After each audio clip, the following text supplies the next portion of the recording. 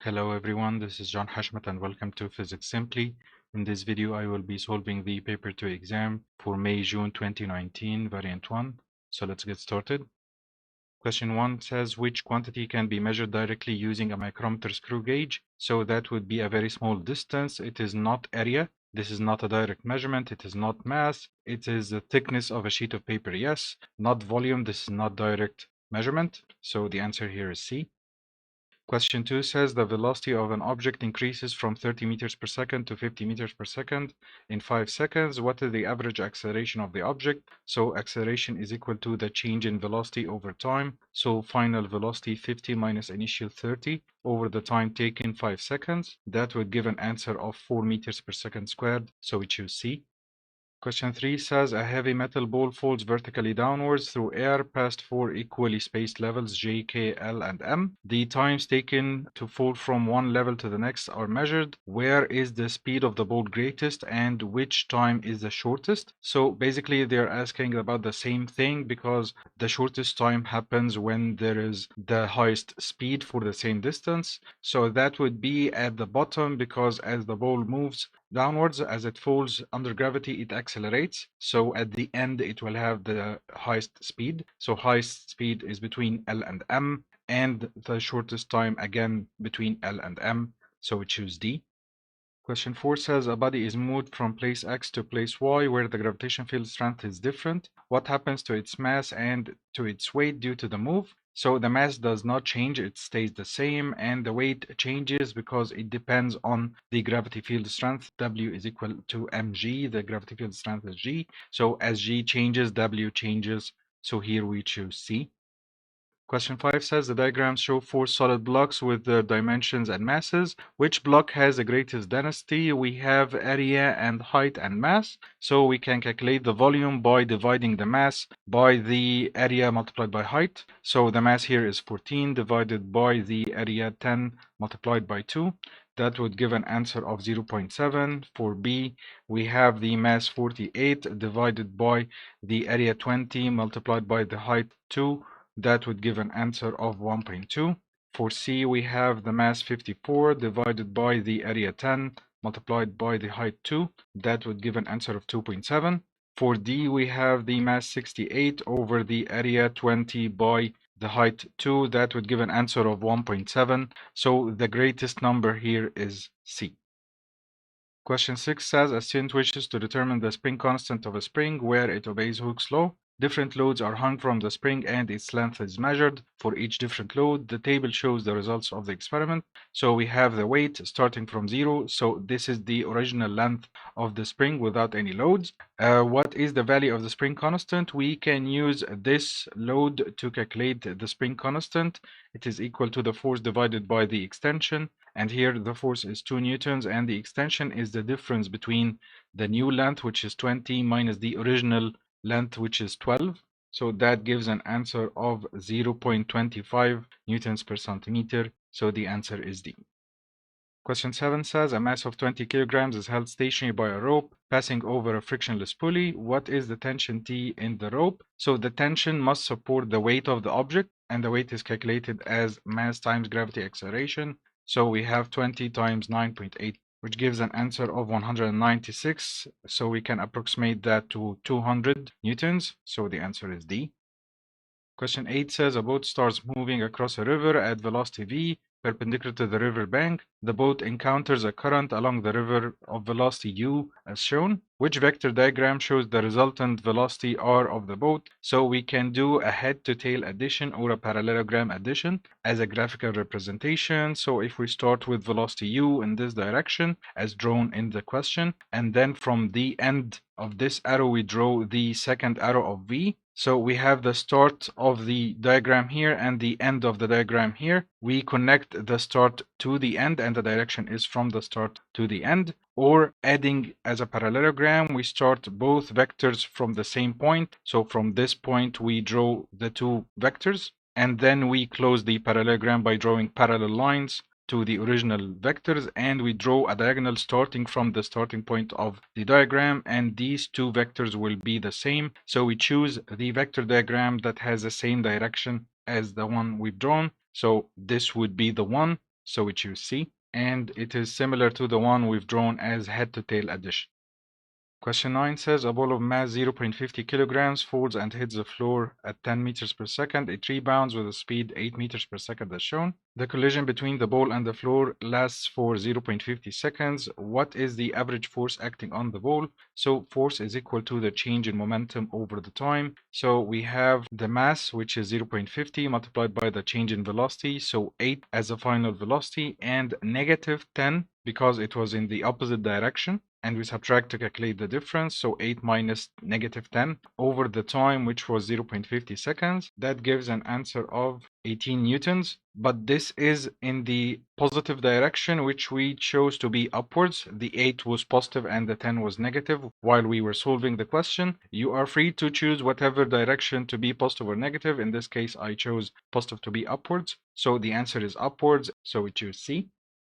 Question 10 says an object falls from the top of a building that is 25 meters high. Air resistance is negligible. What is the speed of the object when it hits the ground? So we can use the conservation of energy. Gravitational potential energy initial plus kinetic energy initial is equal to the gravitational potential energy final plus kinetic energy final plus losses or wasted energy. In this case, the wasted energy is 0 because air resistance is negligible. And at the ground level, there is no height, so no final gravitational potential energy. And it started from rest because it falls. So the initial kinetic energy is 0. So the initial gravitational potential energy would be equal to the final kinetic energy. So we have the GPE as mgh, m times 9.8 times the height 25 is equal to the kinetic energy at the end, which is half times the mass times the speed squared. And we can cancel the masses on both sides of the equation or divide by the mass on both sides of the equation to get V. So we multiply by 2 on the other side, then we square root to remove the square of the velocity. That would give an answer of 22.1359, which is approximately 22 meters per second, so we choose B.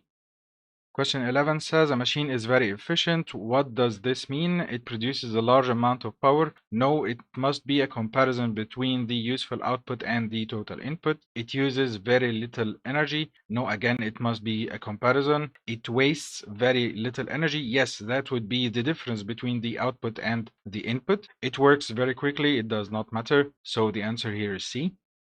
Question 12 says a crane takes 2 minutes to lift a load to the top of a building. The change in gravitational potential energy of the load is 360 kilojoules. What is the useful output power of the crane? So we have power is equal to the change in energy over the time or the energy transfer divided by the time. So we have 360 kilojoules and we have the answers are in kilowatts, so we do not need to convert. And then we divide by the time, which is 2 minutes, multiplied by 60 seconds. It must be in seconds. So this gives an answer of 3 kilowatts. So we choose A. Question 13 says the diagram shows a stone suspended on a string under the surface of a liquid. The stone experiences a pressure caused by the liquid. What would increase the pressure on the stone? So the pressure due to a liquid is equal to density multiplied by gravity acceleration multiplied by the depth from the top to the level of the pressure. So choices are decreasing the surface area of the stone, no. Increasing the mass of the stone, no. Lowering the stone deeper into the liquid, yes, that would increase the depth. Using a liquid with a lower density, no, we want to increase the pressure, so we want to increase the density, not decrease the density, so the answer here is C. Question 14 says a stationary smoke particle is hit by a fast-moving nitrogen molecule. Which row describes the motion of the smoke particle and of the nitrogen molecule after the collision? So for the smoke particle, it moves. Since it was hit, there is a force exerted on the particle. And for the nitrogen molecule, because it has less mass, it would rebound, so it rebounds. So the common choice here is A.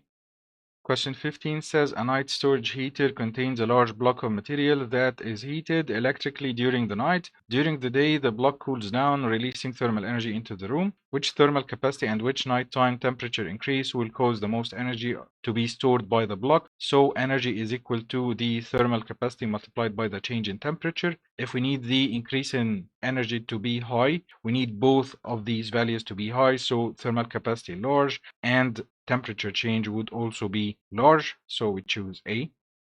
Question 16 includes latent heat capacity, so you can skip this question for the new syllabus. It says 100 grams of water at 25 degrees Celsius is poured into an insulating cup. 50 grams of ice at 0 degrees Celsius is added to the water. The water is stirred until the temperature of the water has fallen to 0 degrees Celsius, so that's a change in temperature. And 18 grams of ice remain unmelted, which means the rest have melted. The specific heat capacity of water is 4.2 joules per kilogram degrees Celsius. What is the value for the specific latent heat of fusion of ice? So we start by saying that the thermal energy lost by the water is equal to the thermal energy gained by the ice, and the type of thermal energy would be a change in temperature for the water and a change in state for the ice. So for the water, we use mc delta theta or delta T, and for the ice, we use ml. The mass for the water was 100 grams, and the specific heat capacity is 4.2, and the change in temperature was 25 to 0, so the change is 25. For the ice, we need to calculate the melted mass, which is 50 minus 18.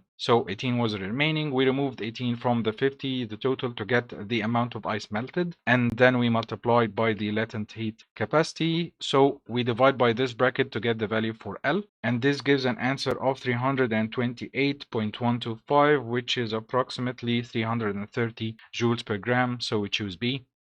Question 17 says, in which does thermal conduction not occur? So a gas, liquid, solid, vacuum, yes, because we need molecules to collide with neighboring molecules, and vacuum has no molecules, so we choose D here. Question 18 says the metal surface of a kettle is hot. What happens to the cool air outside the kettle when it comes into contact with the hot kettle? So we have the choices: the density of air decreases or increases. So the density decreases, not increases, because the volume increases due to thermal expansion. And the air falls down or rises. It rises because the less dense fluid rises upwards. So here we choose B. Question 19 says some hot water is sealed inside a metal can. The can is in a vacuum in outer space. The hot water slowly cools. How does the thermal energy escape into space? Is it by conduction, then convection, conduction, then radiation, by evaporation, then convection, evaporation, then radiation? So it is not evaporation because the can is sealed. The vapor cannot escape. And there is no convection in space because there is no up and down in space. So we have here conduction from the hot water to the can, and then radiation through space, which is a vacuum. So there would be no conduction or convection outside the can in space, but there is conduction between the water molecules and the can molecules. So here the answer is B. Question 20 says when water waves pass through a gap, they diffract. The diagrams show wavefronts approaching a narrow gap. In which diagram will the diffraction be least? So for the least amount of diffraction, we need the gap to be very wide compared to the wavelength. So we need a small wavelength, a short wavelength, the distance between wavefronts to be short, and the gap to be wide. So here we choose C. This distance is the wavelength, and this distance is the gap size. Question 21 says an object is placed 30 centimeters in front of a plane mirror. Which statement describes the image of the object? So if this is the plane mirror here and this is the backside, the object is 30 centimeters from the mirror. So the image would be right in front of the object and at the same distance behind the mirror. So this is 30 centimeters and this is 30 centimeters again. So the image is the same size. Yes, it is not smaller. And 30 centimeters from the object. So from the object, we need to calculate this whole distance. So this is 30 plus 30. So it is 60 centimeters from the object, not 30. So the answer here is B. Question 22 says a small object O is placed near a converging lens as shown. The lens forms an image I. Which statement is correct? The image I is diminished. We cannot find that out from just this drawing. The image is inverted. Again, we cannot know. The image is real. No, because it is made of extensions of rays of light, not real light. The object O is closer to the lens than the principal focus. Yes, because this is the case when the rays have to be extended backwards. So only when the object is between the focal point and the lens, the rays should extend backwards to intersect. So this is true. So we choose D.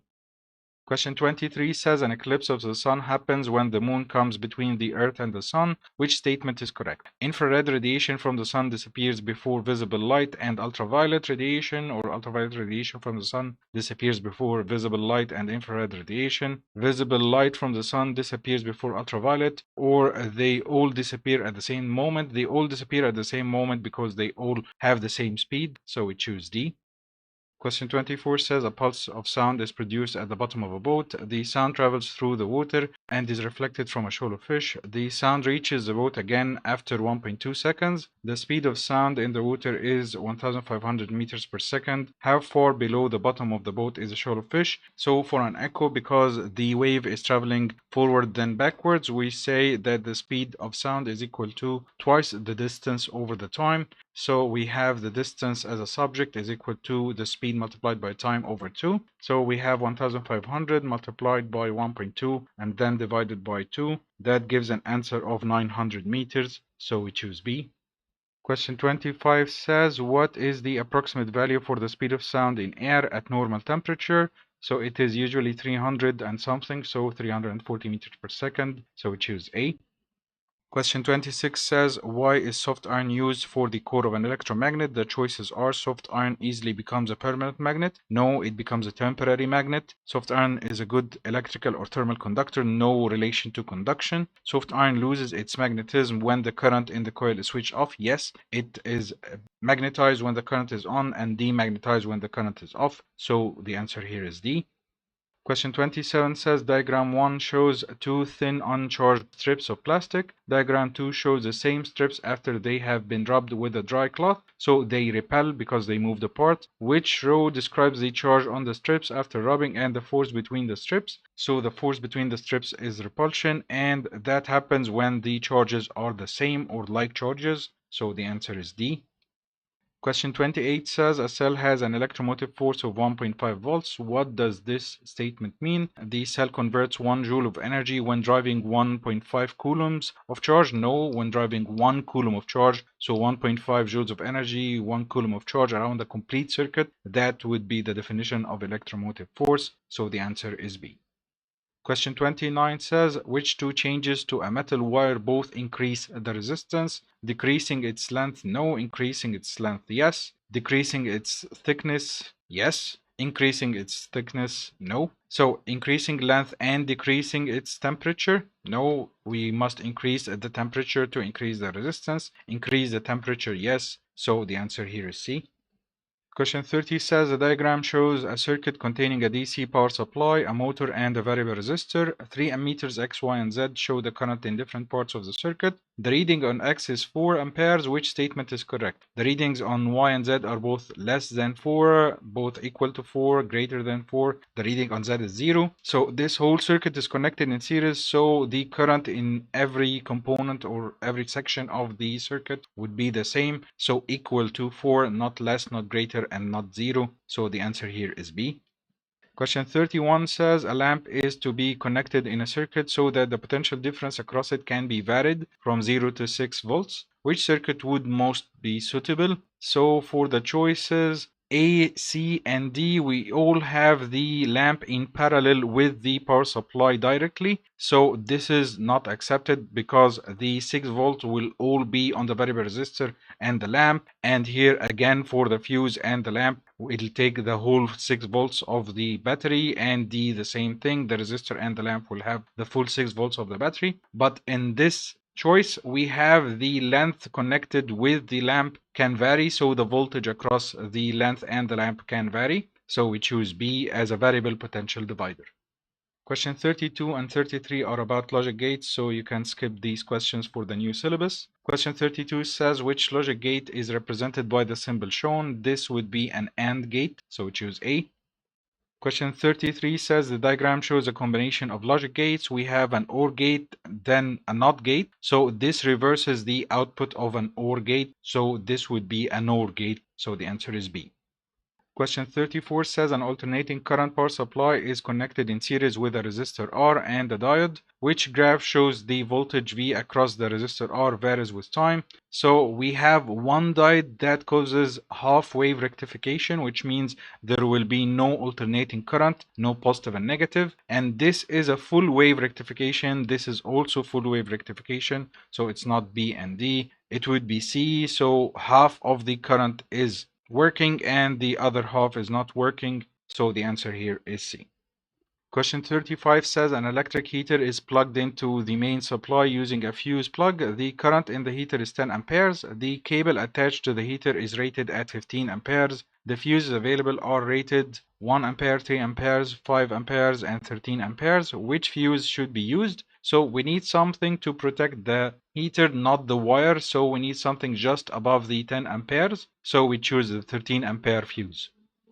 Question 36 says, what is the purpose of the commutator in a DC electric motor? To control the speed at which the motor rotates. No, that would be a variable resistor. To reverse the direction of the voltage across the power supply, not the power supply. To reverse the direction of the current in the motor in the coil every half turn. Yes. To reverse the direction of the spin of the motor. No, we need it to spin in one direction. So the answer here is C.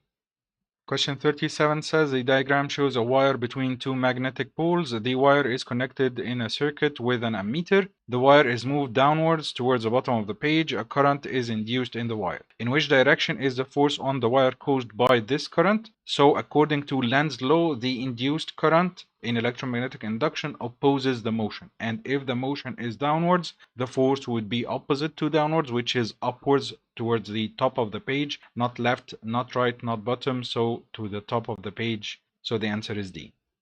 Question 38 says the chemical symbol for sodium is Na. The equation represents the radioactive decay of sodium. What are the numbers X and Y? So we should memorize the numbers for an electron. So the upper number, which is the nucleon number, is 0. So Y is 0. And 24 plus 0, that gives 24. And X minus 1 should give us 11. So X would be 12. So that 12 minus 1 would be 11. So the answer here is C.